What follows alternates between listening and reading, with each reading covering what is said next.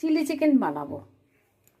এর মধ্যে দিয়েছি তোমার কাঁচা লঙ্কা বাটা, আদা বাটা, রসুন বাটা আর পরিমাণ মতন নুন দিয়েছিলাম। আমি চিকেনগুলো সব ফ্রাই করে নেব।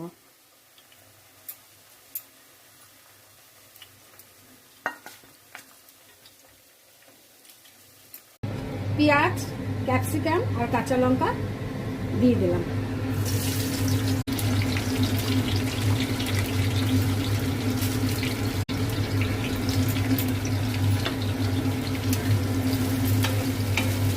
এটা একটু ফ্রাই হবে।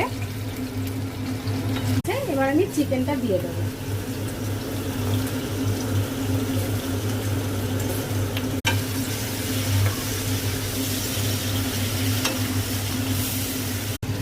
এরপরে আমি সোয়া সস, চিলি সস আর টমেটো সস সব মিক্সড করে রেখেছিলাম, সেগুলো আমি দিয়ে দেবো।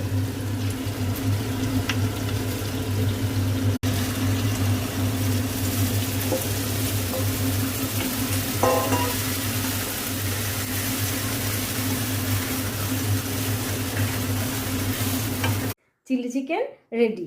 বাই বন্ধুরা।